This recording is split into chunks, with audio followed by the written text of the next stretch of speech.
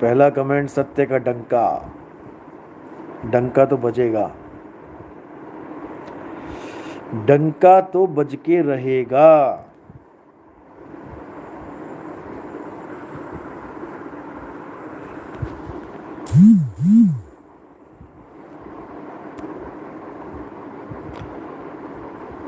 शिवा, पूरन, कमलजीत कौर, निशा शाक्या, स्नेहा दास, साहिब बंदगी सतनाम, महेश, परमजीत, साहिब बंदगी, हर्ष, साहिब बंदगी सतनाम, देवीलाल जी, साहिब बंदगी सतनाम, दीपक, साहिब बंदगी सतनाम, सतनाम सतनाम सतनाम।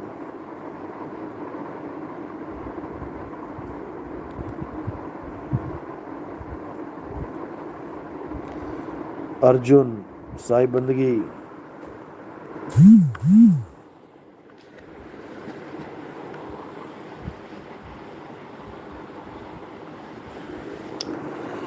सतनाम सतनाम सतनाम।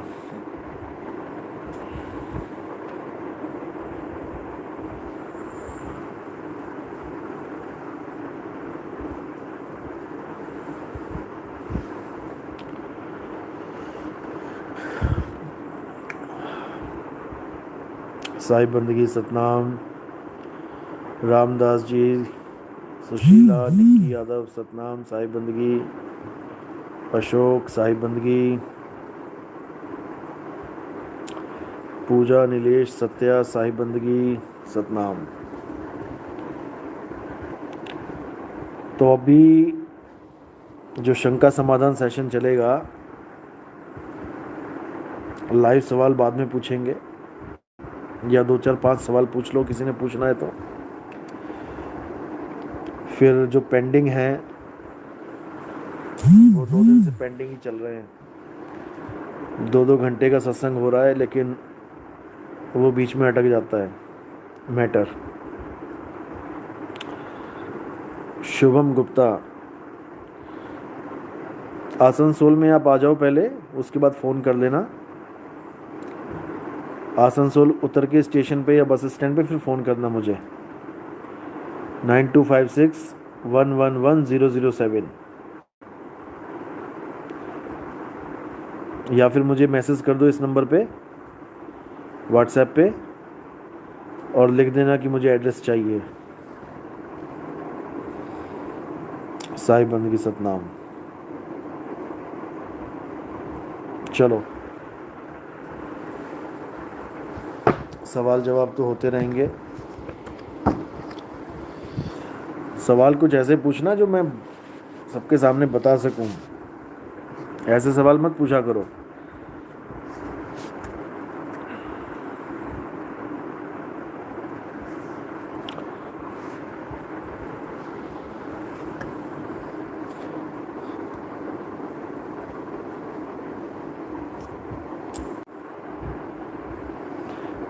मेरी आवाज़ और वीडियो बिल्कुल क्लियर आ रही है? अगर आ रही है तो मैसेज करो।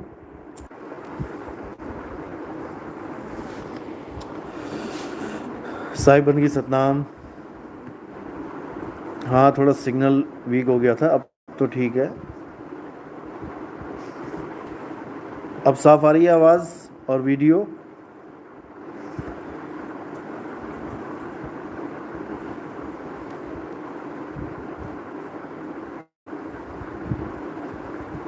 आ गई, ओके।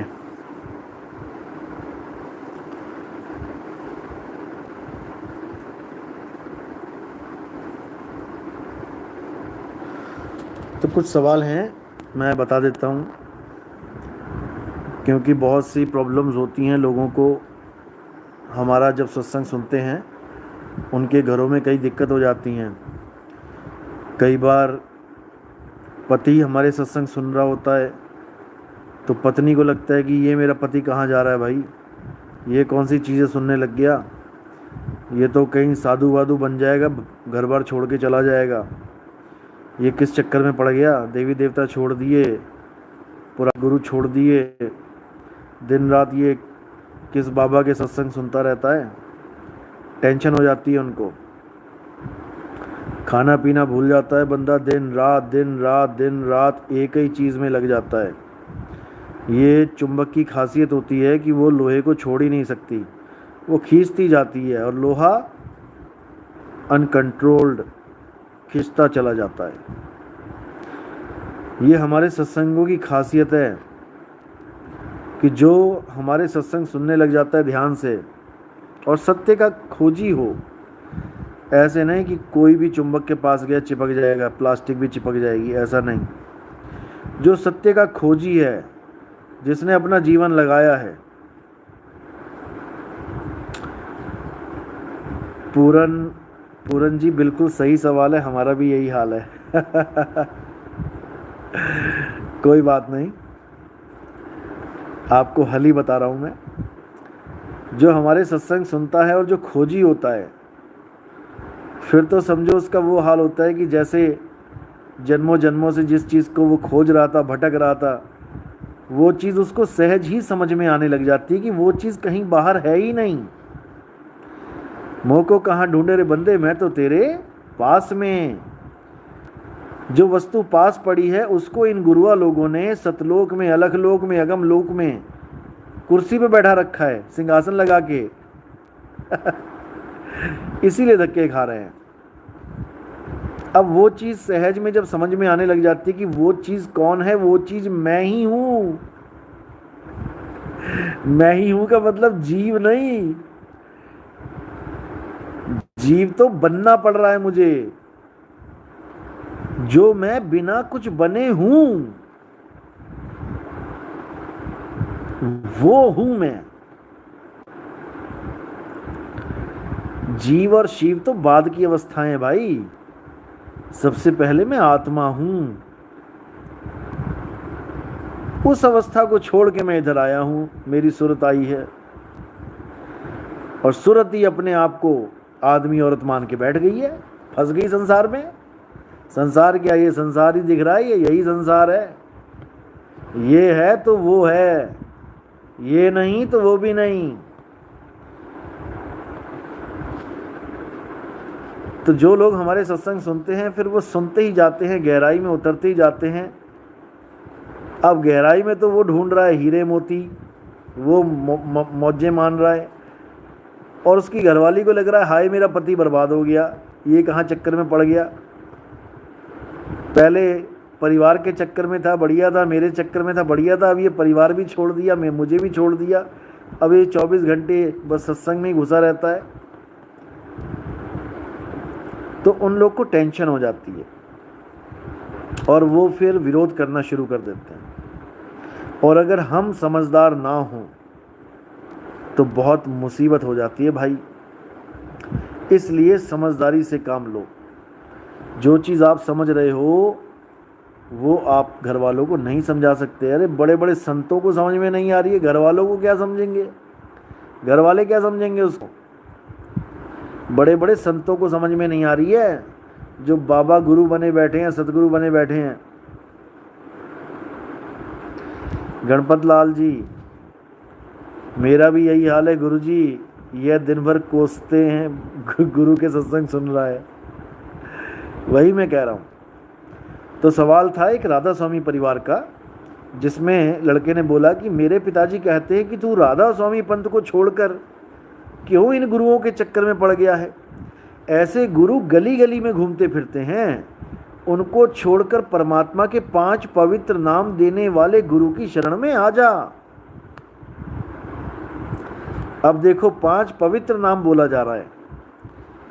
अब 5 पवित्र नाम क्यों बोला जा रहा है? क्योंकि इन लोगों को ये समझाया गया है ग्रंथों में कि पवित्र नाम 5 हैं और 5 का सिमरन करना है। आप इसी पंथ की एक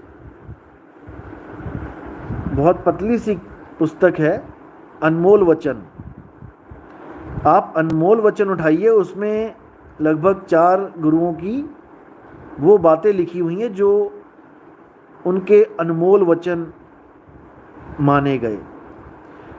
पहले दूसरे पन्ने में ही लिखा हुआ है उसमें अनमोल वचन में कि परमात्मा के 5 पवित्र नामों को जपवाने वाला गुरु ही सच्चा गुरु होता है। अब देखो, परमात्मा के 5 पवित्र नामों को जपवाने वाला गुरु ही सच्चा गुरु होता है। अब इनसे कोई पूछने वाला होए कि परमात्मा के 5 ही पवित्र नाम हैं क्या? अनंत नाम इंसानों ने बनाए, वो सब अपवित्र हैं। इन 5 नामों को गंगा जल से धोया था तुमने जो ये पवित्र हो गए, और बाकी सारे फिनाइल से धोए थे, बदबू आ रही है उसमें। भाई हजारों लाखों करोड़ों नाम परमात्मा के जितने भी नाम हैं, ये सब नकली नाम हैं। एक भी नाम पवित्र नाम नहीं है। पवित्र तो वो है जिसमें कोई मल ना लग सके, और वो केवल एक नाम है। और वो ये नाम नहीं है जिसमें होंठ लग रहे हैं, थूक लग रहा है, गला लग रहा है, चमड़ी लग रही है। इनसे लग के नहीं निकलता वो नाम। वो नाम अखंड अखंड शब्द है। वो ऐसी धुन है जिसको सुन के जीवात्मा निहाल हो जाती है। ऐसी अखंड नाद है वो। शब्द गुरु सुरत धुन चेला। आप चेले तब बनोगे जब आप उस अखंड धुन को अनुभूति में ले आओगे। हालांकि देने वाला वही है, लेकिन फिर भी ये कहने में आता है कि आपने परमात्मा को प्राप्त किया है, जबकि बख्शणहार वही है, देता वही है। कोई खुद से परमात्मा को प्राप्त नहीं कर सकता। ये सबसे बड़ी भूल होती है आदमी की,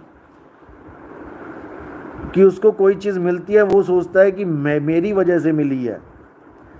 अरे तुम्हारी वजह से क्या मिलेगा तुम्हें? नंगे आए थे, नंगे चले जाओगे। वो देने वाला वो है। तुम क्या लेके आए, क्या लेके जाओगे? तो जब तक वो अखंड नाद का आपने अनुभव नहीं कर लिया, जब तक आप जितना मर्जी बोलते रहो शब्द गुरु शब्द गुरु शब्द गुरु, कुछ होने वाला नहीं है। और जिसने उस अखंड नाम को अनुभव कर लिया और गुरु से मैच करवा लिया कि मुझे ये आवाज़ सुनाई दी थी, भले वो 1 सेकंड 2 सेकंड को सुनाई दी, और गुरु ने यस कर दिया, तो मेरे भाई वही अखंड शब्द है। उसी में समाना है। आज नहीं तो कल, कल नहीं तो परसों, नहीं तो जब तुम्हारा शरीर छूटने वाला होगा, वो अखंड नाद अपने आप तुम्हें खींचेगी और तुम उसको पहचान के, उसको चीन के उसमें समा जाओगे। याद रखना मेरी इस बात को।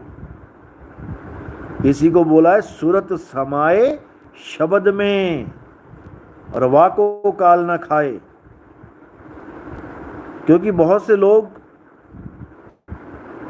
बात को समझ नहीं पाते, क्या समझाया जा रहा है उस चीज को पकड़ नहीं पाते। और बाकी पंथ वालों को तो छोड़ ही दो। हमारे ही पंथ में ऐसे ऐसे महात्मा बैठे हुए हैं, ऐसे ऐसे महात्मा बैठे हैं कि मैं क्या बताऊं। हमारे ही पंथ में एक महात्मा के साथ 1 घंटा बहस होती रही, हमारे ही आश्रम का है। क्या कहता वो? कहता है सार शब्द भी कहता है खत्म हो जाता है। बताओ, वो आवाज भी खत्म हो जाती है, रुक जाती है। मैंने टुल्लू पंप है क्या? बटन ऑन कर दो तो चल पड़ेगी आवाज, बटन ऑफ कर दो तो रुक जाएगी आवाज।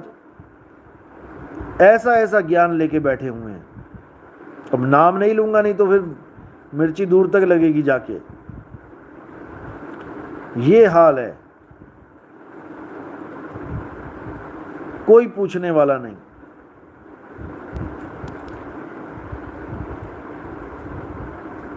इसलिए भाई ज्ञान को समझो अच्छी तरह। बिना ज्ञान को समझे कुछ होने वाला नहीं है। एक एक शब्द को पकड़ो, यहाँ पर जितने भी शब्द बोलता हूँ मैं, एक एक शब्द अनुभव शब्द है। हवाई फायर नहीं करते यहाँ पे कि कुछ भी मुंह में आया बोल दिया। जैसे वो जयपुर वाला 5 सत्संग करता है तो 5 में अलग अलग चीज़ बताता रहता है, अपनी आवाज़ को ही काट देता है अगले सत्संग में। मैं शरीर हूँ, अगले में कहता मैं जीव हूँ, अगले में कहता मैं आत्मा हूँ, मैं मन हूँ, मैं चेतना हूँ। पता ही नहीं है, गधा घोड़ा सूअर कुत्ता बिल्ला सब एक ही बना दिया उसने। डिफरेंस ही नहीं पता है कि चेतना में क्या डिफरेंस है, चेतन में क्या डिफरेंस है, जीव में क्या डिफरेंस है, मन में क्या डिफरेंस है, तन में क्या डिफरेंस है। बस जो मुंह में आ रहा है बोली जाओ। और अंधी जनता बैठी है, बेवकूफ़ बैठे हैं सुनने वाले, क्योंकि पारखी गुरु नहीं मिला, परख करने वाला गुरु नहीं मिला। जब पारखी गुरु मिल जाता है ना तो शिष्य भी पारखी हो जाता है। कीट न जाने भृंग को, गुरु कर ले आप समान। पारखी गुरु चेले को पारखी बनाता है। भूल मिटी गुरु मिले पारखी, पारख पद दिखलाना। पारख पद मिल जाता है जब गुरु पारखी मिल जाता है। जैसे हमारे आश्रम में आ चल रहा है ये ड्रामा, बर्बाद कर दिया आश्रम। एक धोबी ने राम को बर्बाद किया था, 2 धोबियों ने आश्रम हमारा बर्बाद कर दिया। अभी नहीं समझ में आएगा, और थोड़े दिन रुक जाओ, खूब समझ में आएगा। ये जितना भी ड्रामा चल रहा है आश्रम के आसपास, ये सब उन्हीं की करामात है। अभी तो आगे देखो क्या होता है। तो मुद्दा कहाँ था, मुद्दे से भटक गए। जो राधा स्वामी पिताजी हैं, पहले तो मैं उनको नमस्कार करूंगा, साहिब बंदगी सतनाम। और मैं उनको ये बोलना चाहूँगा कि देखो, हमें परमात्मा ने अलग अलग शक्ल, अलग अलग अकल, अलग अलग विवेक दिया है। हमारे दादा परदादा अच्छे से अच्छे विवेकी थे, इंटेलिजेंट थे। हमारे देश में बहुत बहुत बुद्धिमान जीव आए, बहुत ज़्यादा बुद्धिमान, जिनके हम बहुत सी बातें शेयर करते रहते हैं कि हमारे बहुत बड़े बड़े बुद्धिमान, जैसे मान के चलो जैसे विवेकानंद जी हुए, या और भी कई पुरुष हैं जैसे चाणक्य हुए, बहुत बुद्धिमान पुरुष। लेकिन क्या वो एक मोबाइल बना पाए? क्या वो एक लैपटॉप बना पाए? क्या वो बड़े बड़े युद्ध कौशल वाले बंदे एक परमाणु बम बना पाए? नहीं बना पाए, क्योंकि सबको अलग अलग बुद्धि विवेक, अलग अलग कार्य मिला है। हम सबको अलग अलग हिसाब से जीवन मिला है। हम सबको एक तराजू में नहीं तोल सकते। हम सबको एक तराजू में नहीं तोल सकते कि मैं राधा स्वामी हूँ तो मेरा बेटा भी राधा स्वामी होए, मैं निरंकारी हूँ तो मेरा बेटा भी निरंकारी होए। ऐसे नहीं होता है। मेरे माता पिता हिंदी मीडियम में पढ़े हैं तो मैं इंग्लिश मीडियम में क्यों पढ़ूं? मैं भी हिंदी मीडियम में पढ़ूंगा, तब माता पिता नहीं बोलेंगे नहीं बेटा हमने तो हिंदी मीडियम पढ़ा, लेकिन तुम इंग्लिश मीडियम पढ़ो, वहां तो तुम सोचोगे तरक्की हो जाए, आगे बढ़े हमारा बच्चा। और जब आध्यात्मिक गुरु को छोड़ के आगे बढ़ता है तब तुम्हें दर्द होने लग जाता है। क्यों? भाई तुम्हारा जितना विवेक था, तुम्हारे माता पिता का जितना विवेक था, उन्होंने लगा के अपने गुरु को चुन लिया कि उस समय इन गुरु से ऊपर का कोई ज्ञान नहीं दे रहा, इस समय यही परम गुरु हैं। ठीक है, अच्छी बात है, चुन लिया उन्होंने, बहुत अच्छी बात है, मुबारकें। लेकिन जो उन्होंने चुन लिया वही सत्य है, ये कहां लिखा है भाई? तुमने अपने हिसाब से अपना गुरु चुन लिया, क्योंकि जितना बुद्धि विवेक मालिक ने तुम्हें बख्शा था तुमने लगा दिया। तुमको समझ में आ गया कि हमारे गुरुजी पत्थर पूजा नहीं करवाते हैं, हमारे गुरुजी कैलेंडर पूजा नहीं करवाते हैं, हमारे गुरुजी तीर्थों में जाने को, नहाने को नहीं बोलते हैं। ये तो बहुत अच्छी बात है, हमें परमात्मा हमारे शरीर के अंदर त्रिकुटी में बताते हैं, बहुत अच्छी बात है, घर बैठे भक्ति करेंगे। इतना विवेक तुम्हारा चल गया कि ये भटकना ख़त्म करके हमारे माथे में यहाँ पे तीसरी आँख निकलवा देंगे, जैसे भोले शंकर की है तीसरी आँख, या और भी कई साधु संत हैं जो जिनकी अंदर थर्ड आई खुल जाती है, तीसरी आँख खुल जाती है, तो हम भी वैसे ही खोल के बैठ जाएंगे। आपने ये सोच के उनको सदगुरु मान लिया। अब आपका बेटा भी वही विचार रखे कि मैं भोले शंकर बनना चाहता हूं, तब तो समझ में आता है कि वो भी अपनी तीसरी आंख खुलवाने के लिए आपके गुरुजी के पास जाए। जब वो भोले शंकर बनना ही नहीं चाहता, वो तीसरी आंख खोलना ही नहीं चाहता, तो वो आपके गुरु के पास जाएगा भी तो करेगा क्या वहां पे? मुझे ये बताओ। आपको उर्दू का शौक था, आपने उर्दू का टीचर रख लिया, पढ़ ली उर्दू। आपके बच्चे को अंग्रेजी का शौक है, वो कहता मैंने उर्दू करनी क्या, जिस देश में मैं जाऊंगा, कनाडा में, अमेरिका में, ऑस्ट्रेलिया में, वहां पे उर्दू चलती नहीं है, वहां तो अंग्रेजी चलेगी मेरे सिलेबस की। तो वो तुम्हारी उर्दू क्या करेगा पढ़ के? It is totally time wasting for him. वो नहीं पढ़ना चाहता भाई उर्दू, लेकिन तुम जबरदस्ती करो उसके साथ कि ऐसे गुरु तो चलते फिरते रहते हैं। भाई चलते फिरते रहते हैं, बिल्कुल सही बोल रहे हो आप, क्योंकि गुरु चलते ही फिरते हैं, गुरु बैठते नहीं है कहीं पे।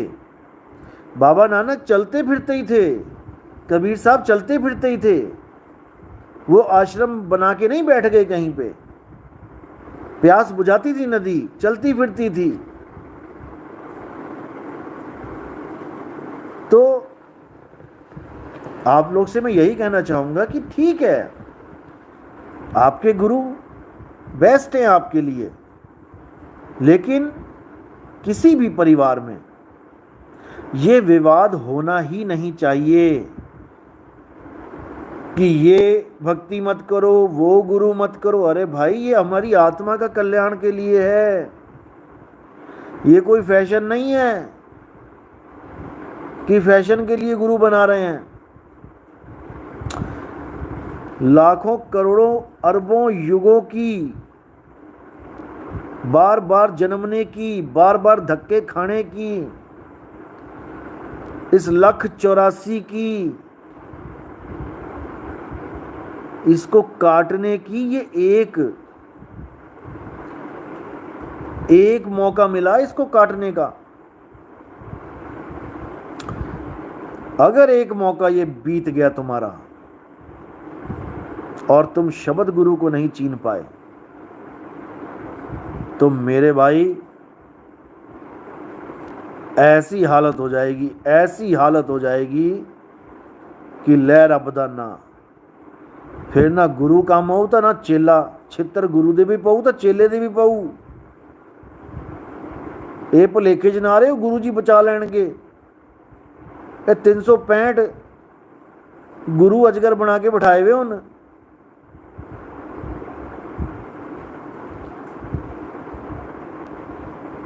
बचाने वाला गुरु शब्द गुरु है, जिसकी तुम्हें ABCD नहीं पता। अनहद नाद को शब्द गुरु मान बैठे हैं ये लोग। 5 धुनों को शब्द गुरु मान बैठे हैं ये लोग कि 5 धुनें शब्द गुरु हैं। अरे भाई, शब्द गुरु एक है, 5 नहीं है। और शब्द गुरु कोई वाद्य यंत्र नहीं है कि बांसुरी की आवाज आएगी, कि ढोलक की आवाज आएगी, कि किसी की आवाज आएगी। शब्द गुरु एक ऐसी आवाज है जिसको सुन के तुम्हारे होश उड़ जाएंगे। तुम्हें समझ में आ जाएगा ये सारी सृष्टि खड़ी किसके सहारे है। तुम्हारा रोआ रोआ ना खड़ा हो गया, नाम बदल देना मेरा। अगर एक पल के लिए भी तुमने शब्द गुरु का अनुभव कर लिया तो ये तुम्हारे अंदर जितनी मैल है सब बाहर। तुम्हारे अंदर ये ईर्ष्या, जलन, ये द्वेष, ये सब बाहर। प्रेम ही प्रेम फूटेगा, प्रेम ही प्रेम, उसके अलावा कुछ नहीं। सब भूल जाओगे। किसी ने मुझे बुरा कहा, किसी ने मुझे गाली दी, किसी ने मुझे फलाना कहा, सब खत्म, बिल्कुल साफ। और तब निखर के आओगे कुंदन बन के।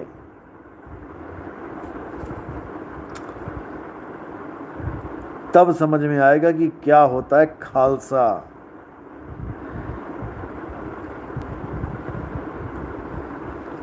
तब समझ में आएगा खालिस सोना किसे कहते हैं। तो ठीक है, जहां जिसका गुरु जिसको जितना ज्ञान दे रहा है, गुरु मेरे सभी बड़े, अपनी अपनी ठौर, लेकिन शब्द विवेकी पारखी, सो माथे का मोर। जो विवेकी गुरु है वो तो शब्द का परिचय देगा, और वो ऐसा शब्द नहीं देगा जो बोलने लिखने पढ़ने में आ जाए, थूक लगा शब्द।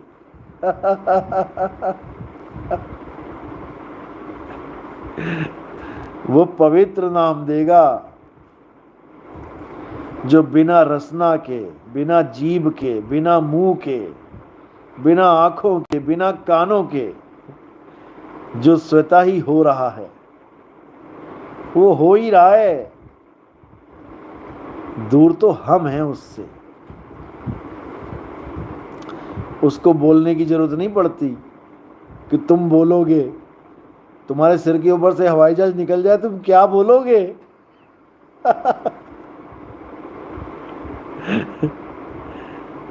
कुछ बोलना नहीं है भाई, जुड़ना है उस अखंड नाद के साथ। अपनी सूरत को जोड़ना है। जो सूरत फंसी है संसार में, धक्के खा रही है, उसको जोड़ना है। तो मैं फिर यही कहूँगा कि पिताजी कह रहे हैं आपके, तो अच्छी बात है, आपका भला चाहते हैं कि मेरा बेटा कहीं किसी ऐसे वैसे गुरु के चक्कर में ना पड़ जाए। बिल्कुल सही बात है, प्रेम करते हैं आपसे, ये अटूट प्रेम है। पिता पुत्र का प्रेम भी बड़ा अजीब होता है। माँ तो खूब जफियाँ पा पा के कह देती है मैं प्यार करती हूँ, प्यार करती हूँ, मेरा लाडा लाडो लाडला। लेकिन पिता नहीं कहता।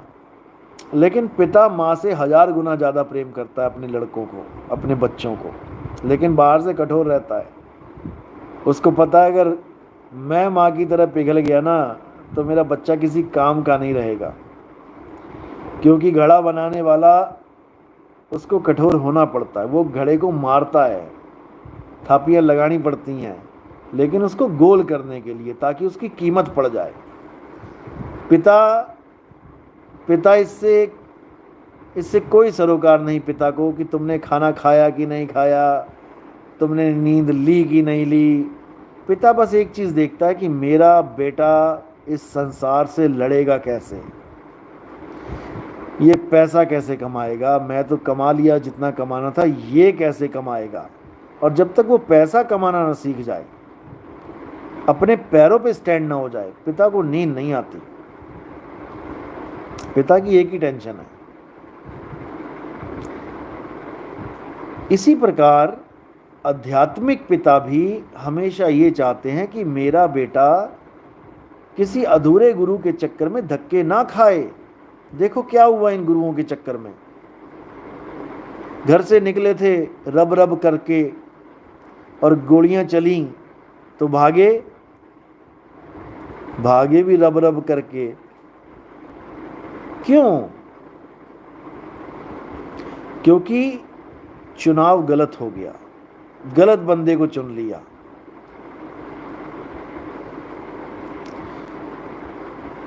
तो डरता है इंसान कि कहीं दोबारा गलत बंदे को ना चुन ले, इसलिए होशियार करता है अपने बच्चों को।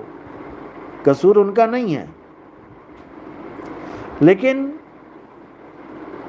आपने उनकी बात को सुनना है, जवाब नहीं देना पलट के।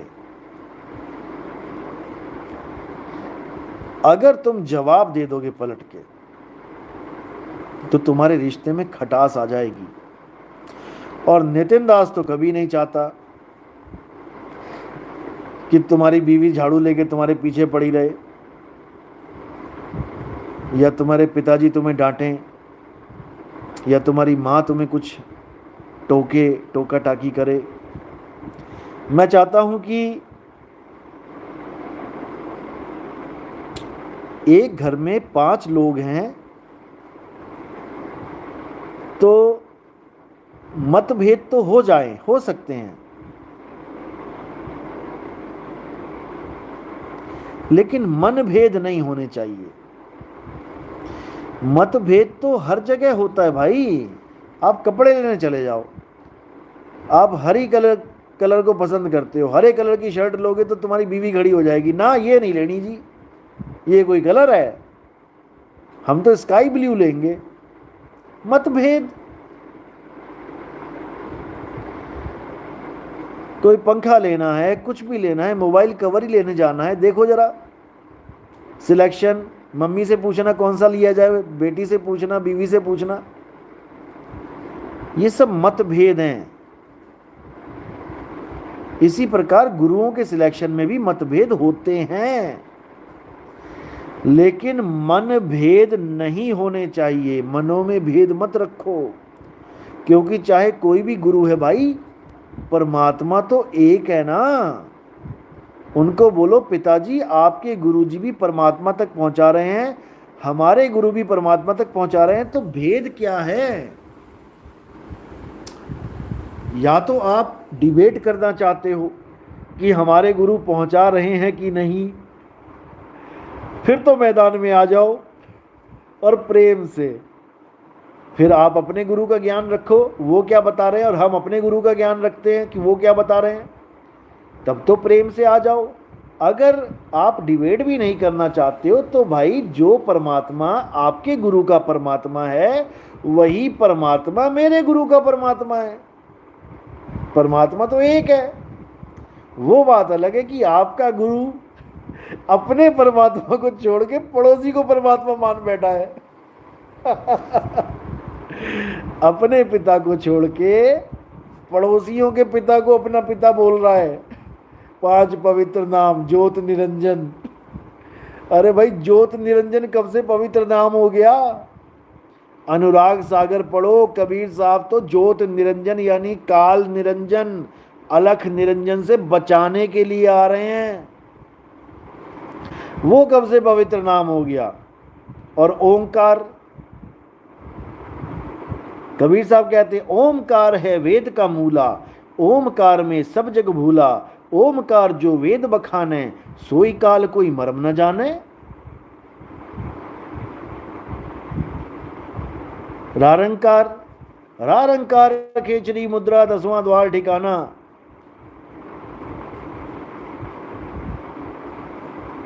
वो भी पूरा नाम नहीं है भाई, पवित्र नहीं है। सोहंग आवे सोहंग जावे, सोहंग काल सबन को खावे। सोहंग भी पूरा नाम नहीं है। जो जन होंगे जौहरी रतन लेंगे बिलगाए, सोहंग सोहंग जपी मुआ मिथ्या जन्म गवाए। वो कब से पवित्र नाम हो गया? और जो सतनाम जप रहे हैं ये लोग, ये शक्ति था यहाँ पे, आदि शक्ति, आदि माया। लेकिन इन्होंने शक्ति का नाम हटा के सतनाम फिट कर दिया। लेकिन भोले परिंदे ये ना जान पाए कि सतनाम कोई जाप है ही नहीं, सतनाम कोई मंत्र है ही नहीं, चीनी कोई मंत्र है ही नहीं। चीनी तो खाने वाली चीज है, ये तो हमने रख दिया उसका नाम सांकेतिक कि चीनी ले आओ, शक्कर ले आओ, गुड़ ले आओ। ये कोई मंत्र थोड़ी नहीं है कि तुम्हें मिर्ची लगेगी तो तुम मंत्र जपोगे, चीनी चीनी चीनी। ये तो सांकेतिक नाम रख दिया उसका। इसी प्रकार सतनाम एक सांकेतिक नाम है। किसका? उस अकाल पुरुष का, उस शब्द गुरु का, जिसको बोला सत्य नाम है सार, बूझो संत विवेक करी। बूझो, बूझने की चीज है सतनाम, जपने की तो चीज ही नहीं है। जो इसको 5वां नाम पवित्र नाम बना के जपवा दिया 10 करोड़ लोगों को, कुछ नहीं मिलेगा जपने से। सतनाम का भेद बताने वाला गुरु चाहिए, जपाने वाला नहीं। सतगुरु सोई सतनाम बतावे, बतावे उसके बारे में बतावे हमें, जपावे नहीं। सतगुरु सोई सतनाम बतावे, बाकी गुरु कोई काम न आवे। जो सतनाम का भेद बता देगा वही सच्चा गुरु है। ये सतनाम सतनाम जपने वाला सच्चा गुरु होता तो फिर तो गुरुद्वारे में भी सतनाम सतनाम ही जप रहे हैं सारे। गुरुद्वारे में नाम ले लो, फिर कहीं गुरु के पास जाने की क्या जरूरत है? सतनाम तो एक ही है। अगर वो परमात्मा का पवित्र नाम है तो सतनाम वाहिगुरु भी पवित्र नाम ही तो है। फिर किसी देही गुरु के पास जाने की क्या जरूरत है? गुरुद्वारों में जाओ, देखो अखंड कीर्तन चल रहा है 24 घंटे, लंगर छको बढ़िया, अमृत धारण करो और सतनाम वाहिगुरु सतनाम वाहिगुरु, मिल जाएगा परमात्मा। फिर गुरु को, गुरु के पीछे क्यों पड़े हो? क्यों लाखों करोड़ों रुपए दे दे के दुनिया भर के जमीनें खरीदवा रहे हो? फिर गुरु का क्या रोल है अगर सतनाम ही पवित्र नाम है तो? भाई सतनाम एक भेद है, सतनाम कोई मंत्र नहीं है। सतनाम कोई नाम नहीं, यह है आपन रूप। और जो जाने इस भेद को पावे आप स्वरूप। तुम्हारा स्वरूप सतनाम है और तुम्हारा ये नकली स्वरूप और इससे पैदा होने वाले नाम असत नाम है। असत नाम को छुड़वा देवे, यानी कृत्रिम नकली नामों को छुड़वा देवे और सतनाम रूपी परमात्मा का लखाव करा देवे। जिसको गुरु ग्रंथ साहब ने बोला, कृत्रिम नाम कथे तेरे जिह्वा। कृत्रिम नकली, ये ज्योत निरंजन क्या मुंह से नहीं बोला जा रहा? क्या थूक नहीं लग रहा? क्या इसको बोलने में जीभ नहीं यूज हो रही है? क्या पवित्र कहां से हो गया? कृत्रिम यानी नकली नाम, कथे, कथे यानी बोले जाते हैं। तेरे जिह्वा, इस जीव से जितने भी बोले जाते हैं नकली नाम है। कृत्रिम नाम कथे तेरे जिह्वा, सत्य नाम तेरा परा पुरबला। वो परा है, माया से परे है, वो अनंत है। जब सृष्टि नहीं बनी थी वो तब भी था। जब कोई बोलने वाला पैदा नहीं हुआ था, जब कोई लिखने वाला पैदा नहीं हुआ था, वो सतनाम तब भी था। लेकिन वो बोलने वाला सतनाम नहीं था, वो अनुभूति वाला सतनाम था। वो शब्द गुरु था, वो अखंड नाद था, अखंड कीर्तन बोला गया उसको।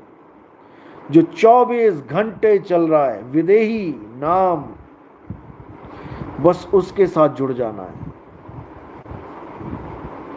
वही है हमारा गुरु, वही है हमारा परमात्मा, उसके अलावा कोई नहीं, कोई नहीं, याद रखना।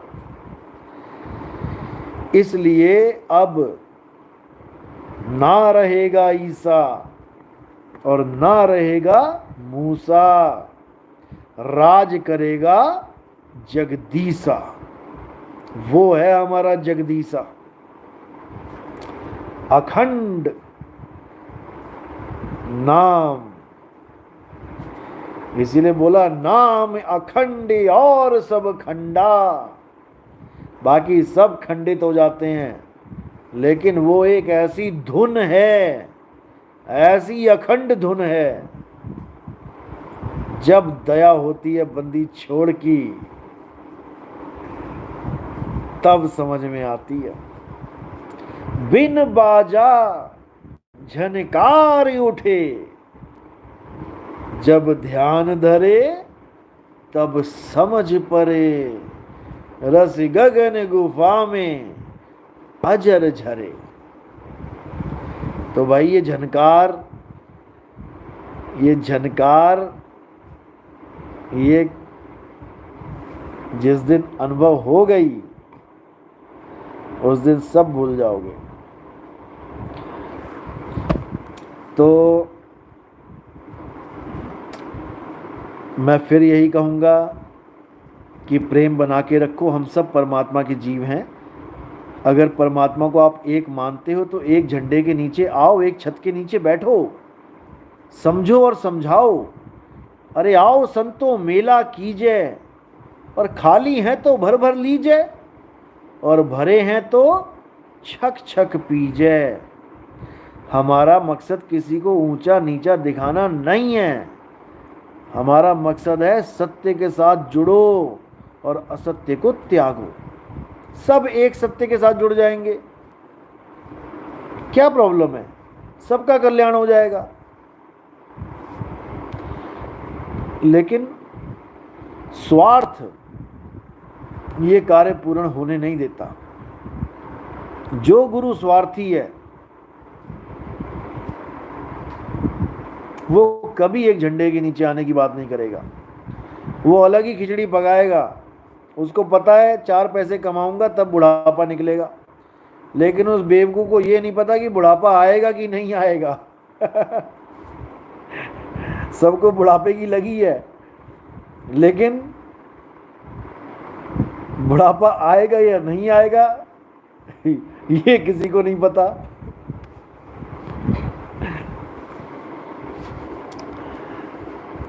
भाई जो तुम्हारी जवानी संभाल रहा है वो बुढ़ापा भी संभाल लेगा। तुम्हें चिंता करने की जरूरत नहीं है।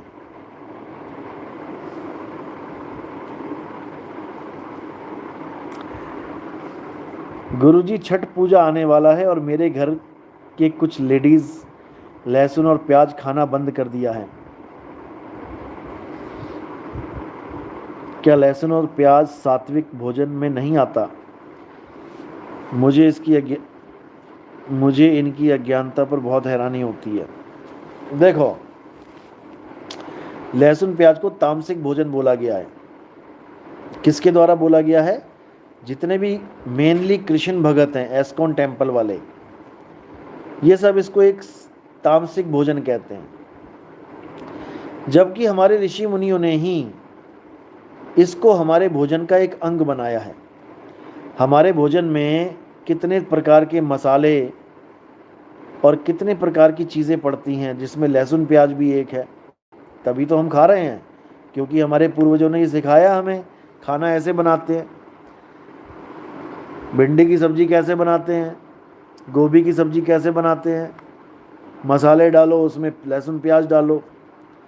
जबकि भिंडी तो पहले से बनी बनाई है, सब्जी है वो, तो उसको क्या बनाओगे तुम? उसको तो काटो और खाओ। गोभी की सब्जी क्या बनाओगे?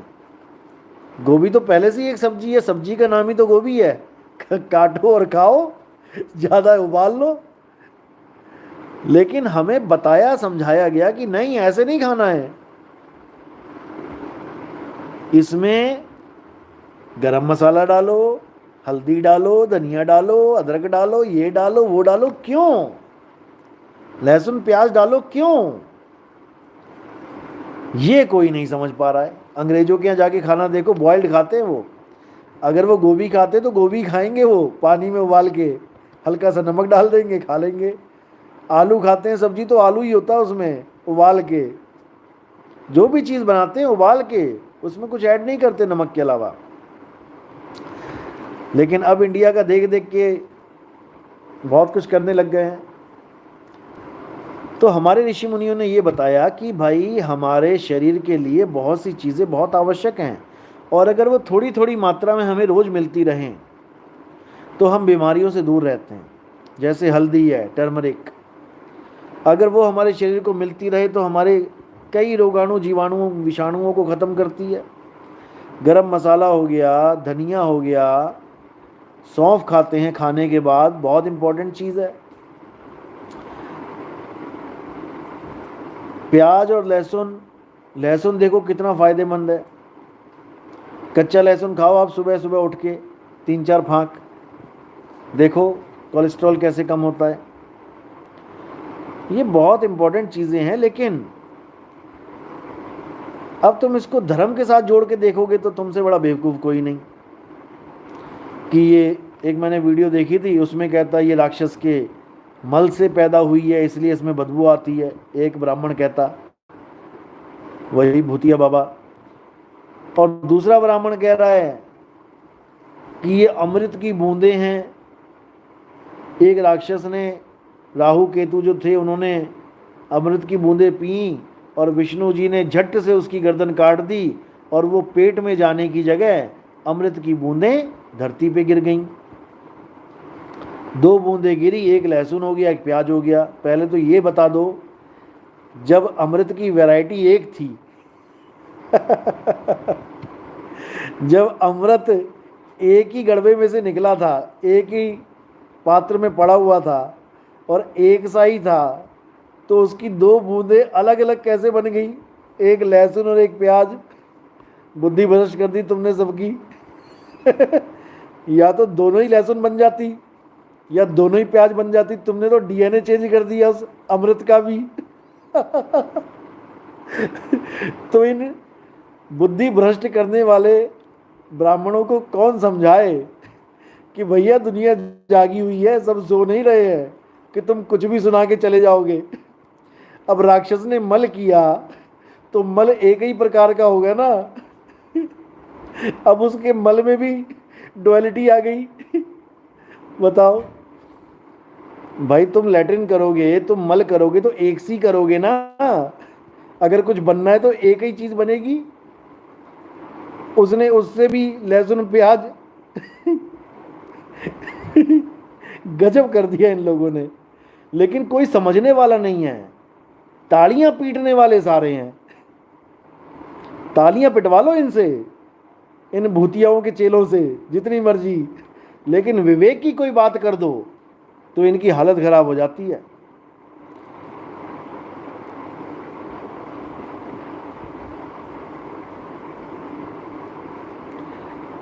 योगेश कुमार लिख रहे हैं मीट अंडा तो छोड़ते नहीं और लहसुन प्याज छोड़ देते हैं। भाई मीट अंडे में इनको बदबू नहीं आती ना, लहसुन प्याज में बदबू आती है। तो ये हाल है इनका। अब कौन समझाए, कौन मगजमारी करे। लेकिन चलो, विवेकी तो विवेक लगाएगा। विवेकी के आगे कोई टिक नहीं सकता भाई। चलो कोई बात नहीं, जो करेगा सो भरेगा। कबीरा तू क्यों भया उदास।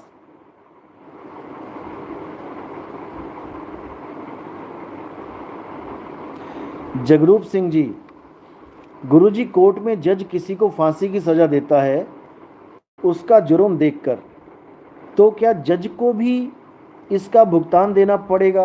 बिल्कुल नहीं देना पड़ेगा भाई, वो जज अपना कर्म कर रहा है। जज कोई पर्सनल इंटेंशन नहीं है उसकी कोई, वो तो अपना काम कर रहा है। जो काम उसको सरकार ने सौंपा है।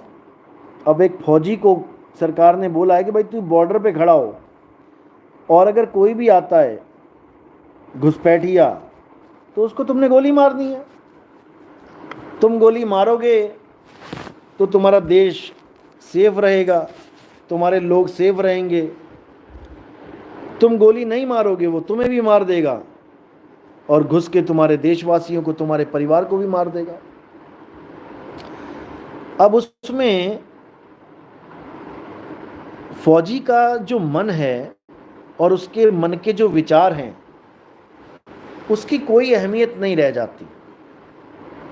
भले वो कबीरपंथी क्यों ना हो, किसी को, चींटी को भी ना मार सकता हो, इतना हृदय इतना कोमल हो उसका, लेकिन फर्ज जहां पे आ जाता है वहां पर उसको ये काम करना पड़ेगा,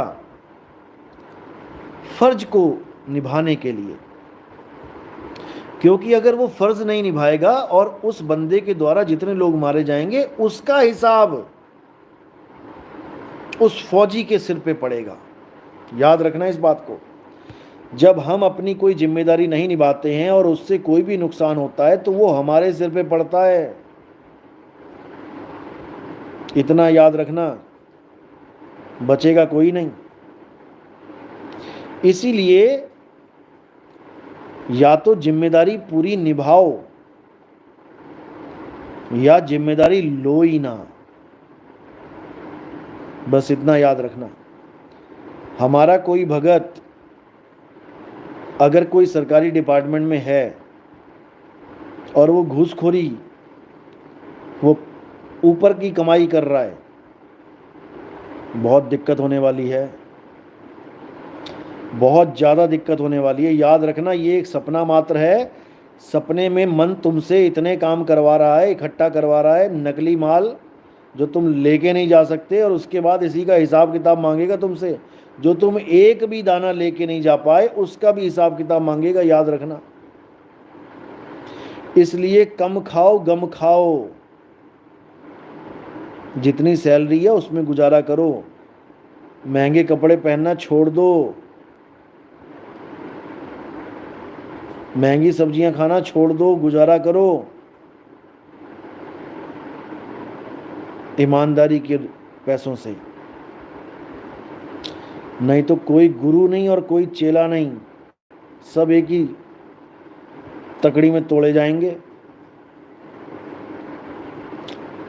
तो इसलिए बिल्कुल ईमानदारी के साथ काम करो और परमात्मा का गुणगान करो।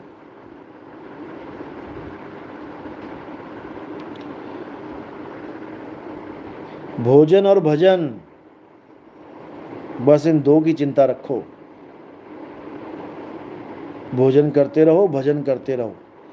बैंक अकाउंट में कितना है, उसमें कितना है, ये सब परमात्मा पे छोड़ दो, वो तुम्हारा कोई काम रुकने नहीं देगा। बिन बोले सब कुछ जानदा, और किसी आगे कीजिए अरदास। लेकिन विश्वास तो हो ना।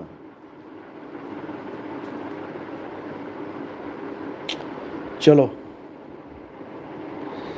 जयवती शर्मा, गुरुजी घर में लड्डू गोपाल रखते हैं और अंडे की ट्रे पूरी लाते हैं घर में, और कहते हैं गोपाल जी सुला देते हैं, गोपाल जी को सुला देते हैं, तब हम अंडे खाते हैं। अच्छा जी।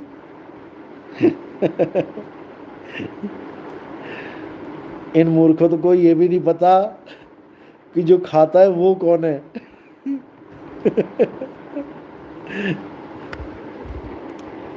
विराट रूप देखो, खाने वाला कौन है। लोग मंगलवार को नॉनवेज नहीं खाते हैं, कहते हैं कि भगवान का दिन है, बाकी के दिन मुर्गा बकरा खाते हैं। क्या सिर्फ मंगलवार को ही भगवान देखता है? भाई ये क्या बताऊं मैं अब। इनका बस चले तो मंगलवार को पाप मुक्त दिवस बना दे ये।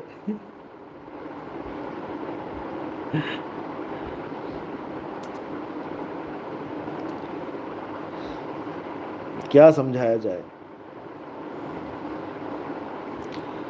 भाई। चोरी तुम किसी भी दिन करो, सोमवार को करो, मंगलवार को करो, बुधवार को करो, वो तो चोरी है। कत्ल तुम किसी भी दिन कर दो, वो तो कत्ल ही है। अब ये थोड़ी नहीं है कि मंगलवार को किया तो वो कत्ल नहीं है और बाकी दिन कर दिया तो वो कत्ल है, ऐसा नहीं है।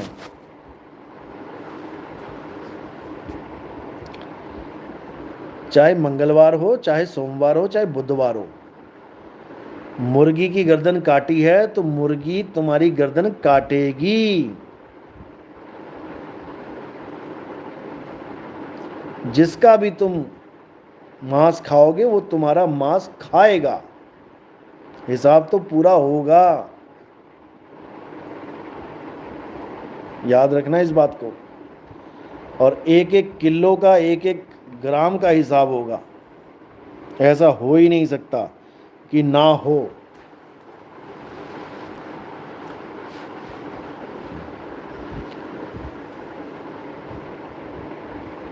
तो इस चीज को दिमाग से निकाल दो कि मंगलवार को खाओगे तो पाप लगेगा, बाकी दिन खाओगे तो नहीं लगेगा।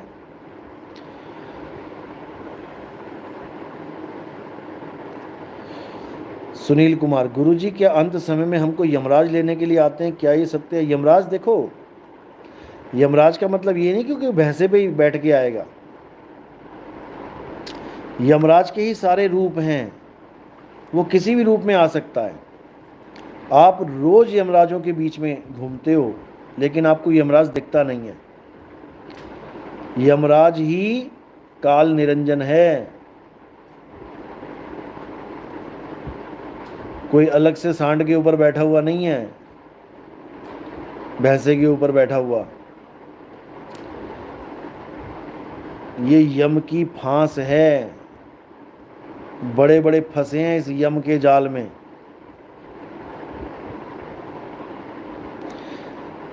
जिसमें बोला गया है तो प्रसाद सवैये में, देखो क्या बोला है, मैंने सत्संग किया है उसके ऊपर। मानव इंद्र गजेंद्र नरादप जौन त्रिलोक का राज करेंगे, ब्रह्मा विष्णु महेश संचीपत अंत फंसे जम फांस परेंगे।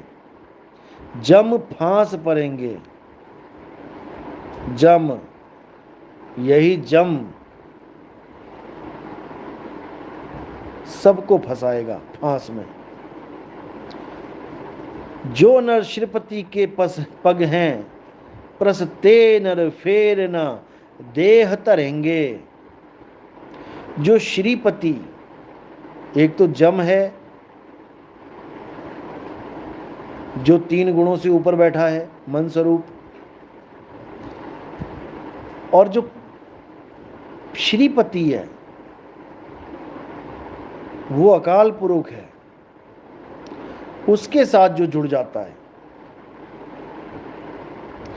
उसको ये जम कुछ नहीं कर सकता।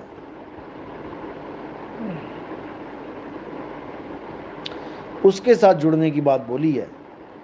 और जम क्या है? देव निरंजन सकल शरीरा, तामे भ्रम भ्रम रैल कबीरा।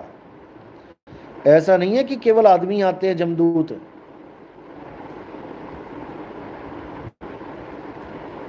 मरते हुए के पास बैठो एक बार। मैंने तो 4-5 साल पीजीआई में मरते लोगों के बीच में रहा हूं मैं, इमरजेंसी में। देखो क्या कहते हैं मरते हुए आदमी, शेर आ रहा है, शेर पकड़ रहा है, बचा लो मुझे। शेर के रूप में आ गया जम, किसी के भी रूप में आ सकता है। क्या तुम्हारी मौत क्या केवल आदमी के हाथों लिखी होती है क्या? कितने लोग शेर से मारे जाते हैं, कितने लोगों तो कुत्ते आजकल केरल में देखो 30-30 40-40 कुत्ते घर से ही उठा के लेके जा रहे हैं। वहाँ तो अब तुम्हारा नहीं चलता, वहाँ 90% क्रिश्चियन बन गया है केरल। अब वहाँ पे हालेलुया काम नहीं कर रहा, कुत्ते उठा उठा के नचा रहे हैं सबको। वहाँ तो तुम्हारा कोई जादू मंत्र टोटका काम नहीं कर रहा है, वहां जाओ ना। तो ऐसा नहीं है कि केवल आदमी ही यम है, कोई भी मृत्यु बन के आ सकता है।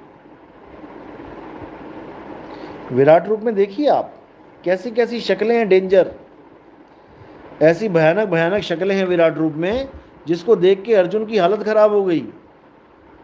अर्जुन कहता है महाराज, ये बड़े बड़े दांत, बड़ी बड़ी आंखें, ये भयानक चेहरा, कौन हो आप?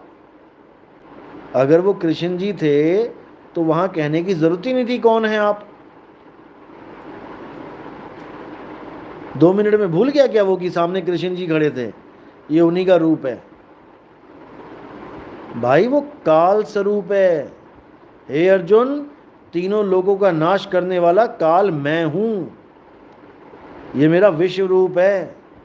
विश्व रूप यानी विश्व में जितने भी रूप हैं वो सब मेरे ही रूप हैं।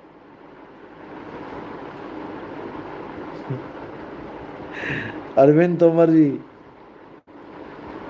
मुझे तो जो भी दिखाई देता सभी यमराज लगते हैं, बस हाथ जोड़ के चुपचाप किनारे हो जाता हूँ, फूक फूक के कदम रखता हूँ। बिल्कुल सही बात है, गलती से पंगा मत ले लेना किसी से, नचा देगा नहीं तो। सब यमराज हैं, इसमें कोई शक नहीं है। और इन्हीं सब यमराजों के बीच में एक जीव भी बैठा है, सब जीव भी हैं, और वहीं पर एक गोविंद भी है, इसलिए सब गोविंद भी हैं।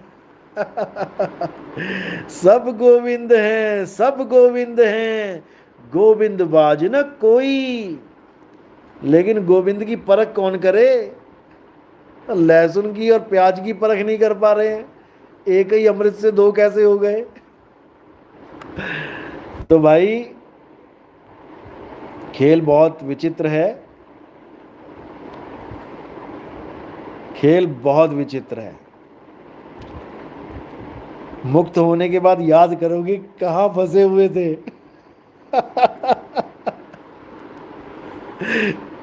और हाथ जोड़ के आनंद मनाओगे कि शुक्र है इतनी बड़ी आबादी में से 800 करोड़ लोगों में से हमें परमात्मा ने चुन लिया, जो हम इस अनमोल ज्ञान को समझ रहे हैं। सोच के देखो, तुम्हें वो डिग्री मिलने वाली है जो किसी को मिल ही नहीं सकती। चाहे कोई इंजीनियर हो, चाहे कोई डॉक्टर हो, चाहे कितना पढ़ाकू क्यों ना हो, कितना विद्वान क्यों ना हो, कितना उच्च कोटि का ब्राह्मण क्यों ना हो, कितना कुछ ही क्यों ना हो, लेकिन ये डिग्री उसको मिलने वाली नहीं है। उस डिग्री के लिए आप लोगों को चुना गया है। अहो भाग्य हमारे, जो दर्शन हुए तुम्हारे। अभी नहीं समझ में आ रहा है। गुरुजी रांची कब आ रहे हो? रांची झारखंड में मैं आ रहा हूं 21 तारीख को। 21 तारीख को रांची,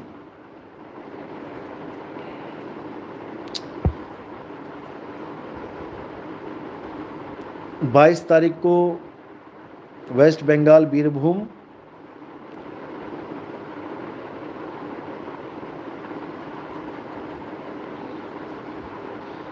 और 24 तारीख को वाराणसी में एंट्री करूंगा। 24 तारीख को बनारस। जो बनारस के आसपास रहते हैं भगत, बनारस के पास जितने भी भगत हैं आसपास जो मिलना चाहते हैं वो आ सकते हैं 24 तारीख को बनारस। उसके बाद 25-26 बता दिया जाएगा कहाँ पे हैं, और 27 तारीख को गोंडा। 27 तारीख को गोंडा फिक्स है। उसके बाद बता दिया जाएगा कहाँ पे हैं। तो अभी जो फिक्स हैं प्रोग्राम, वहाँ पे आप आ सकते हैं।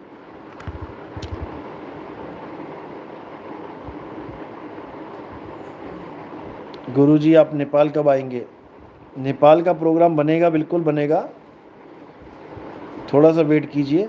अब 2023 में ही बनेंगे सारे, जितने भी विदेशों के प्रोग्राम हैं वो सब 2023 में ही कवर होंगे।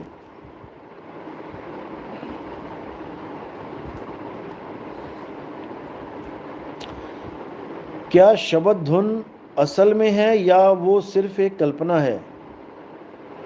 क्योंकि कुछ लोग कहते हैं कि धुन नाम की कोई वस्तु नहीं है, धुन केवल एक संकेत है, ज्ञान हो जाना ही मुक्ति का मार्ग है। अरे नहीं भाई,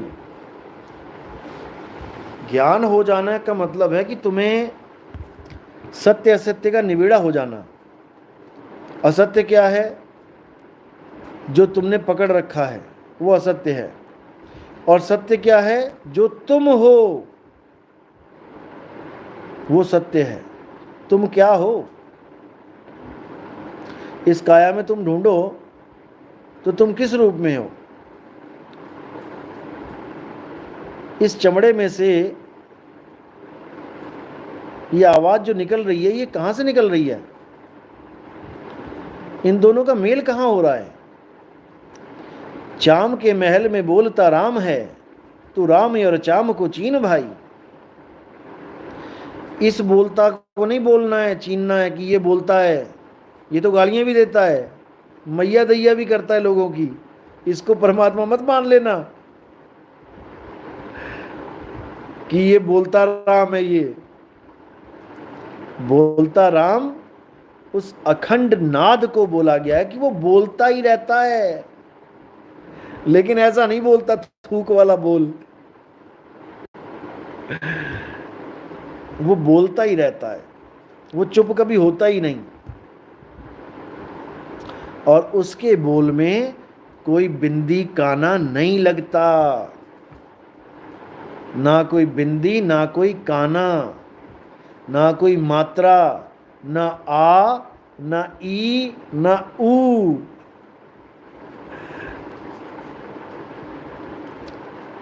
तो जब वो चीज बंदी छोड़ की दया से जब आपको मिलेगी, तब आप समझ पाओगे कि वो चीज है क्या। और तब तुम गर्व से कहोगे कि हां, अब हम शब्द गुरु के चेले बने। बिना धुन को सुने कोई चेला नहीं बन सकता। शब्द गुरु, सुरत, धुन, चेला। शब्द और धुन एक ही चीज है, इसीलिए उसको शब्द धुन बोला गया है, शब्द गुरु बोला गया है। इसलिए गलतफहमी में नहीं रहना है।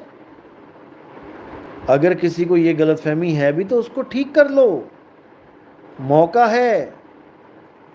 अभी जीवित हो, कहने का मतलब काया में हो, सारी गलतफहमियों को ठीक कर लो। मान बढ़ाई अहंकार में नहीं फंसना, कभी ईगो में नहीं फंसना, तुम्हारा नुकसान हो जाएगा।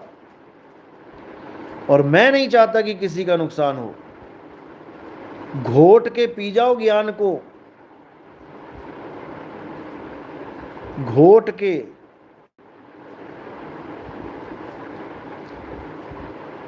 कोई भी मैल नहीं होनी चाहिए ज्ञान में। निर्मल, निर्मल, निर यानी नहीं और मल यानी गंदगी। अज्ञान ही गंदगी है। अज्ञान को निकाल के दबा करो और निर्मल ज्ञान को सुनो।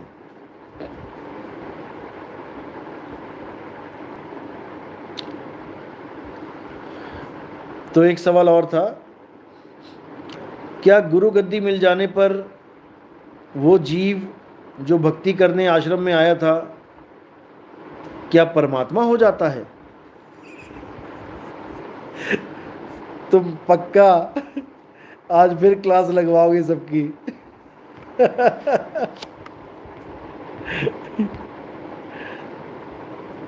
भाई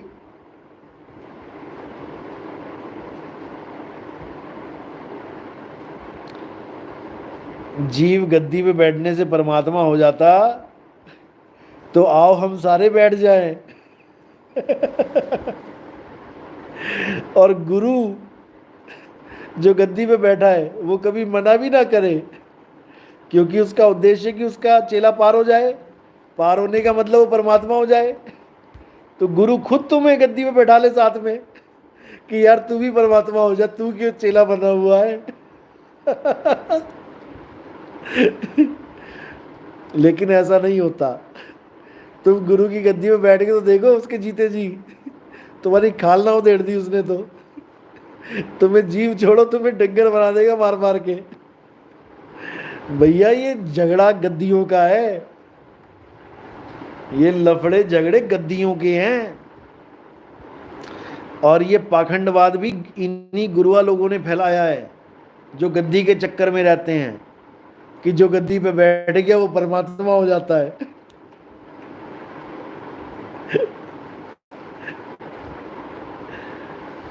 मेरी नजर में जो गद्दियों पे बैठ जाते हैं महंत बन जाते हैं, सर्टिफिकेट ले लेते हैं महंत का,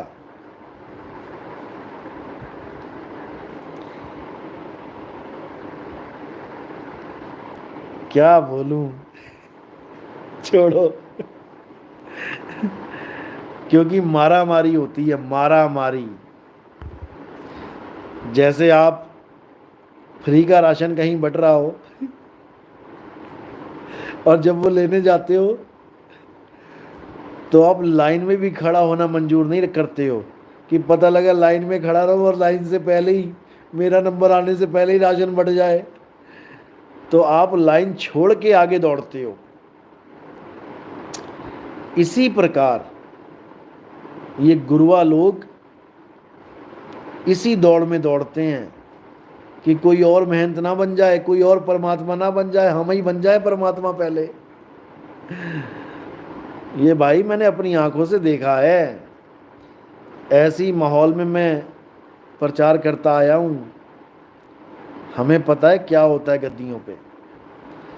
दूर के ढोल सुहावने, हमें पता है क्या होती हैं गद्दियाँ और उस पे बैठने वालों का क्या मेंटलिटी, क्या आईक्यू होता है, हमें पता है।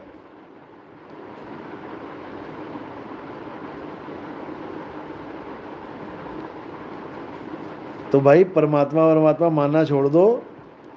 हाँ वो गुरु है, ठीक है, गद्दी पे बैठा है, आश्रम संभाल रहा है, आते जाते लोगों को देख रहा है, कुछ खाने पीने का इंतजाम, क्योंकि अब आश्रम में जिम्मेदारी उठाई है, देखना भी उसे ही पड़ेगा, अब कोई और तो आएगा नहीं।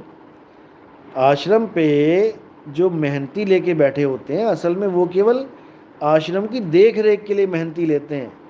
उनको उनको मज़ा आता है आश्रम चलाने में।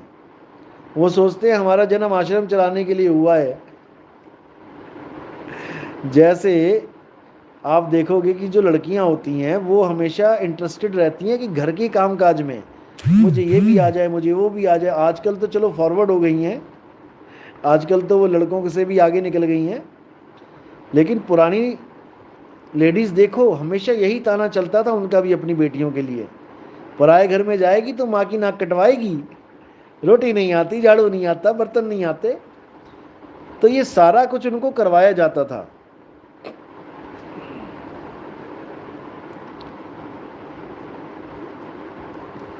क्योंकि उनका मकसद ही यही था। नौकरियां तो करती नहीं थी पहले की औरतें, उनका मकसद ही यही था कि मैंने शादी क्यों करनी है, घर संभालने के लिए। ऐसे ही इन गुरु लोगों को जो गद्दी के पुजारी हैं इनको मकसद ही नहीं पता होता है कि संत का मकसद क्या होता है, संत बने क्यों हो, ये चोला धारण क्यों किया है, इनको मकसद ही नहीं पता। ये पथ भ्रष्ट हो जाते हैं। संत का एक ही लक्ष्य होता है, आप तरे औरों को तारे। बस, गद्दी कहां से आ गई बीच में?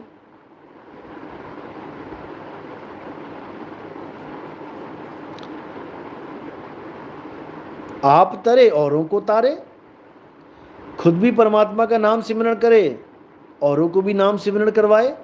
इसमें गद्दी कहां से आ गई? आज तक मेरी समझ में नहीं आई।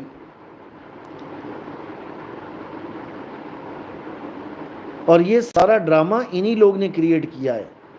जो गद्दी पे बैठ जाता है वो कहता मैं परमात्मा हूं, बाकी सब तो ऐसे ही हैं, छोड़ इनको, मेरी शरण में आ जा, सब साधुओं को छोड़ के एक मेरी शरण में आ जा। ये डायलॉग मारते हैं फिर। तो भाई ऐसे कुछ नहीं होता। साधु संत महात्मा ये सब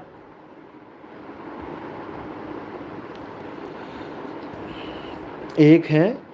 अगर ज्ञान एक है तो सब एक हैं, और ज्ञान के नहीं तो एक होते हुए भी, यानी एक पंथ में होते हुए भी एक नहीं है। फिर भूल जाओ। पता लगा जो गुरु गद्दी पे बैठा है वही अज्ञानी है, उसे ही नहीं समझ में आता सार शब्द क्या है, उसी को अनुभव नहीं हुआ। और जितने भी गुरु गद्दियों पे बैठे हुए हैं, मुझे नहीं लगता कि किसी को अनुभव हुआ है।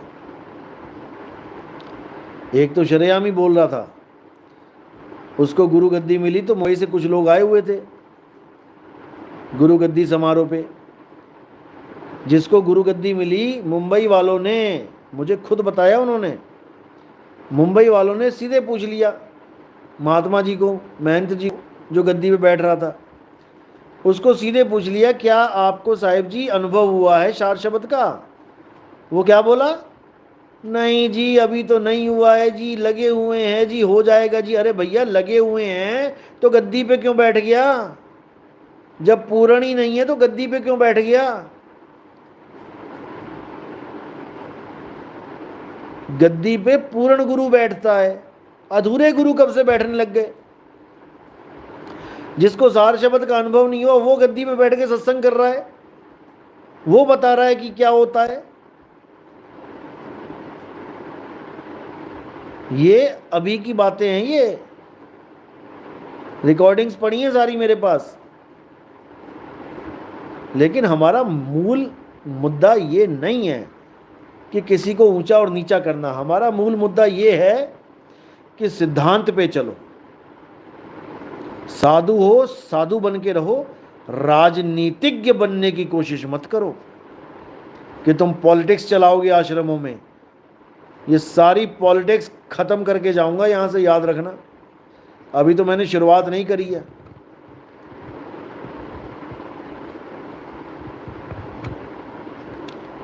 तो इस भरमजाल से बाहर निकल जाओ कि कोई महंत परमात्मा बन जाता है। अभी कुछ नए नए महंत बने हैं। ये जो महंतवादी सारे गुरु बैठे हुए हैं, सबकी धोतियों में आग लग गई है जब से एक नया महंत आ गया है हमारे आश्रम के आसपास। कहते हैं जहां वो जाएगा वहां हम नहीं जाएंगे। अरे भैया तुम दोनों ही महंत हो, तुम दोनों ही परमात्मा हो, तुम दोनों की आरती होगी। दोनों परमात्मा आपस में भिड़ गए, लड़ गए, क्या फायदा इस मेहनती का? जाओ गले लगाओ एक दूसरे को, तू भी मेहनत मैं भी मेहनत, तब समझ में आए मेहनती भी कोई चीज होती है। इसीलिए मैं कहता हूं कि जो परमात्मा कर देता है, जो उसकी प्लानिंग होती है, किसी के बस की बात नहीं है। वो राजा को रंक और रंक को राजा बनाने की हिम्मत रखता है। तुम क्या किसी को रंक बनाओगे? तुम्हारे सिर पे आके बैठ गया वो महंत, उतार के दिखाओ। चलो कोई बात नहीं, कोड वर्ड्स में बहुत बातें बोली, समझदार समझते हैं। अच्छा ये सवाल बहुत इंपॉर्टेंट है और ये शायद आखिरी सवाल होगा, इसके बाद सेशन क्लोज करेंगे। कुछ लोग कहते हैं कि नितिन दास लोगों की भीड़ इकट्ठी करना चाहता है, बहुत सारे लोगों को इकट्ठा करना चाहता है और गुरु बनना चाहता है। देखो भाई, इसमें कोई शक नहीं कि मैं सारे संसार को इकट्ठा करना चाहता हूं। ये जो तुमने भीड़ शब्द बोला ना, भीड़, ये बहुत छोटा शब्द है। मैं भेड़ों की भीड़ की बात नहीं कर रहा हूं कि मुझे भेड़ों की भीड़ चाहिए। मैं पहले ऐसा घिस देता हूं, ऐसा निखार देता हूं कि अज्ञान रूपी जितनी भी जंग लगी होती है उस लोहे से दूर कर देता हूं। अब वो भेड़ नहीं रह गई, अब वो शेर हो जाती है। भेड़ों का काम नहीं है हमारे पंथ में, शेरों का काम है, सिंहों का काम है। क्योंकि 1.25 लाख से एक लड़ाऊं, ये भेड़े नहीं लड़ सकती, तो सिंह लड़ेगा। तो हमारा काम है सिंह बनाना, ऐसा विवेकी बना देना कि 1.25 लाख अज्ञानी मिलकर भी उसकी एक बात को काट ना पाए, ऐसा विवेकी बनाना। और पूरे संसार को, छोटी मोटी भीड़ों को नहीं, पूरे संसार को एक झंडे के नीचे लाना है। काम प्रगति पे है, धैर्य रखें। इसका एक फायदा और है, अगर बहुत से लोग इस ज्ञान को समझ के मेरे कहने पे चलें, आध्यात्मिक में भी और सामाजिक में भी, तो मैं वादा करता हूं कि हमारे देश का एक भी जवान और एक भी किसान, इनको कभी, इनके परिवारों को मुसीबत नहीं आने देंगे। जैसे कई जवान शहीद हो जाते हैं तो उनके परिवारों को सरकार काफ़ी कुछ देती है, लेकिन कई ऐसे भी होते हैं जो कि किसी कारणवश कुछ बहुत महत्वपूर्ण चीज़ों से वंचित रह जाते हैं। और हमारे किसान, जो हमारी रीढ़ की हड्डी है, हम नोट नहीं खाते भाई। आप भले 2 लाख 5 लाख महीना कमाते हो, लेकिन 2 लाख 5 लाख रुपया नहीं खाते हो आप वो खाते हो जो हमारा किसान उगाता है। अगर हमारे किसान ने उगाने के बाद उसको स्टोर कर लिया ना, तो तुम जो आज 20-30 रुपए किलो, 40 रुपए किलो का आटा खा रहे हो, तुम 4000 रुपये देने के लिए भी तैयार हो जाओगे। जब केदारनाथ में बाढ़ आई थी तो पार्ले जी का 2 रुपए का बिस्कुट 100 रुपए में बिक रहा था। याद रखना इस बात को। आज जितने भी तुम सुख का जीवन जी रहे हो, ये मेरे किसान भाइयों की वजह से है। दिन भर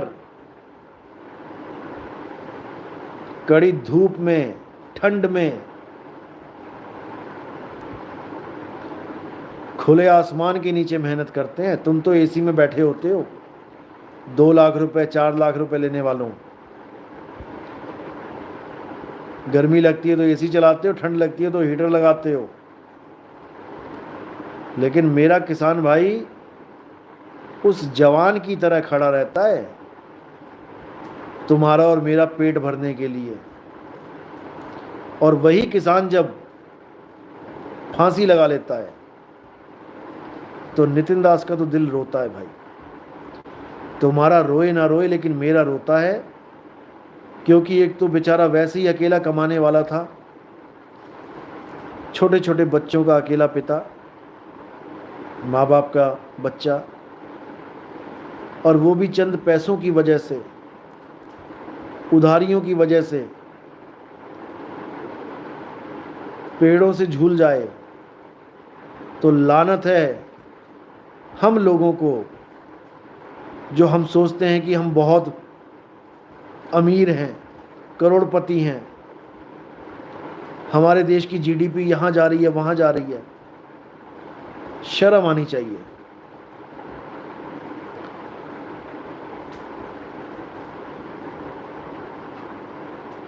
एक भी किसान मरता है तो समझ जाओ कि तुम्हारी रीढ़ की हड्डी का एक मनका गिर गया, निकल गया। एक बार पुलिस इंस्पेक्टर तुम्हें पकड़ ले, तुम 1000 का नोट भी देने के लिए तैयार हो जाते हो, चालान ना कट जाए।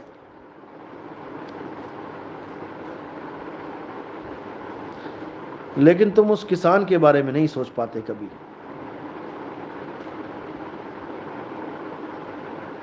जिसका हम नारा लगाते हैं, जय जवान जय किसान, बस ये बोलने में ही रह जाता है। तो अगर मेरे साथ लोग जुड़ेंगे और आने वाले समय में मैं उन जगहों पर जाऊंगा जहां पर किसान बहुत ज़्यादा इस कर्जे में दबे पड़े हैं और चंद सिक्कों के लिए, चंद कागज़ के नोटों के लिए उसको फांसी पे झूलना पड़ रहा है, मैं उनकी मदद करूंगा। और जो मेरे साथ जुड़े होंगे, जहां मैं बोलूंगा वो केवल 1 10 का नोट उस अकाउंट में डालेंगे और उस किसान की जान बचाएंगे। याद रखना, अगर कोई आत्मनिर्भर है तो वो किसान है। सारी दुनिया की जीडीपी का सत्यानाश हो जाए, किसान तब भी किसी को भूखा नहीं रहने देगा। इतनी दम रखता है वो किसान, याद रखना इस बात को। और जो किसान की नहीं सोच रहा है वो बहुत बड़ी गलतफहमी में है। मैं उन करोड़पति किसानों की बात नहीं कर रहा हूं, मैं उन गरीब किसानों की बात कर रहा हूं जो चंद सिक्कों के लिए, चंद नोटों के लिए अपनी जान की बाजी लगा जाते हैं। उनकी जरूर मदद होनी चाहिए। और अगर आप मेरे साथ हैं तो मैं एक भी किसान को मरने तो नहीं देता। और मैं YouTube पे बोल भी रहा हूं कि कोई भी किसान है और उसके सामने मरने वाली हालत आ गई है तो भाई एक बार संपर्क जरूर करो। मेरा नंबर है 9256111007। उस किसान की जितनी मदद हो सकेगी हम जरूर करेंगे।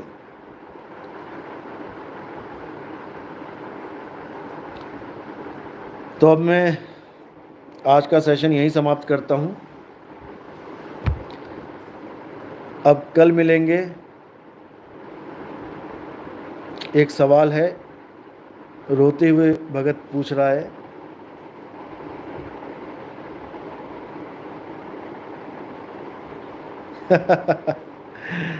क्या बात है। गुरुजी प्लीज़ रीड माय क्वेश्चन। गुरुजी, क्या मैं आपकी पहली वाणी की वीडियोस एंड बाकी वाणियों को इंग्लिश में ट्रांसलेट कर सकता हूँ? क्या यह किसी के लिए फ़ायदेमंद होगा? बहुत फ़ायदेमंद होगा भाई। आप मुझे मैसेज करो, व्हाट्सएप करो 9256111007 व्हाट्सएप करो और यही सब जो लिखा है इसको कॉपी करके पेस्ट करके सेंड करो। बहुत बढ़िया। और भी अगर कोई भगत है जो अन्य भाषाओं को जानता है, कोई तमिल, तेलुगु, मलयालम, उड़िया, बंगाली, पंजाबी, कोई भी अन्य भाषाओं को जानता है, तो वो हमारा जो ग्रंथ है उस ग्रंथ को वो ट्रांसलेट कर सकता है। और उसमें अगर कोई खर्चा भी होता है तो मैं बैठा हूँ यहाँ पे, आप एक कदम बढ़ाएं, ये बहुत फ़ायदेमंद होगा, बहुत से जीवों को सही दिशा दिखाने में बहुत लाभप्रद होगा। तो आप लोग का वेलकम है, आइए और अब एक होके कुछ ऐसा करके दिखाएं जो आज तक संसार में नहीं हुआ है। अगर आपको लगता है कि ये ज्ञान सच्चा है तो, अन्यथा आप इस ज्ञान से दूर ही रहें, ये आपके लिए हानिकारक सिद्ध हो सकता है। तो चलो आप मुझे मैसेज करो, बाकी कल सुबह मिलते हैं। कल तो सत्संग है आसनसोल में, जब भी फ्री टाइम होगा मैं मैसेज कर दूंगा और फिर कुछ और प्रश्नों के जवाब मिलेंगे आपको जो पेंडिंग में है, पाइपलाइन में है। दौसा राजस्थान कब आ रहे हो? राजस्थान जब मैं आऊँगा तो सबको पता लग जाएगा। मैं राजस्थान का एक भी ज़िला नहीं छोड़ूंगा, आप चिंता मत करो, एक भी ज़िला नहीं बचेगा इस बार, डोंट वरी। चाहे एक एक घंटे के लिए आना पड़े हर ज़िले में, लेकिन सारे ज़िले कवर होंगे, क्योंकि राजस्थान बहुत बड़ा है। मैं कवर नहीं कर पा रहा हूँ इसको 8-10 दिनों में, लेकिन अब लगातार चलेंगे, दिन रात चलेंगे और सारे ज़िलों को कवर करके फिर पंजाब में एंट्री करेंगे। चलो ठीक है, अब मैं वाणी पे यहीं विराम देता हूँ। संजीव कुमार, गुरुजी माफ़ करना, ऐसे भी किसान हैं जो बैंक से कर्जा तो ले लेते हैं, पर जिस कार्य के लिए कर्जा लिया जाता है वो तो पूरा होता नहीं, किसान उसकी दारू पी जाते हैं। देखो मैं फिर बोल रहा हूँ, हम सबको एक तकड़ी में यानी एक तराजू में नहीं तोल सकते। अगर हम किसी की हेल्प करेंगे तो ऐसे ही नहीं कर देंगे, हम पूरा बैकग्राउंड चेक करेंगे, आप उसकी चिंता मत करो। जो पियक्कड़ होता है ना, वो कभी जान नहीं देता, वो बेशरम होता है, वो अड़ोसी पड़ोसी से भी मांगता है, उसकी भी पीता है, रिश्तेदारों से मांगता है, उसकी भी पीता है, बैंक से मांगता है, उसकी भी पीता है, लेकिन मरता नहीं है, वो मार देता है सबको। मैं उनकी बात कर रहा हूं जो मजबूरी में फांसी लगा लेते हैं, उनकी बात कर रहा हूं मैं। चलो कोई बात नहीं, सबके अपने अपने विचार हैं, अपनी अपनी सोच है। साहिब जी वाराणसी 25 को आ रहे हैं, तो 26 को बाबतपुर में भी सत्संग करना। ओके कोई बात नहीं, आप मैसेज करो मुझे, लिखवाओ, सत्संग जरूर होगा। जय हो सतगुरु बंदी छोड़ सतगुरु सत्य कबीर साहिब की सदा ही जय हो। जय सतनाम, जय सतनाम, जय सतनाम।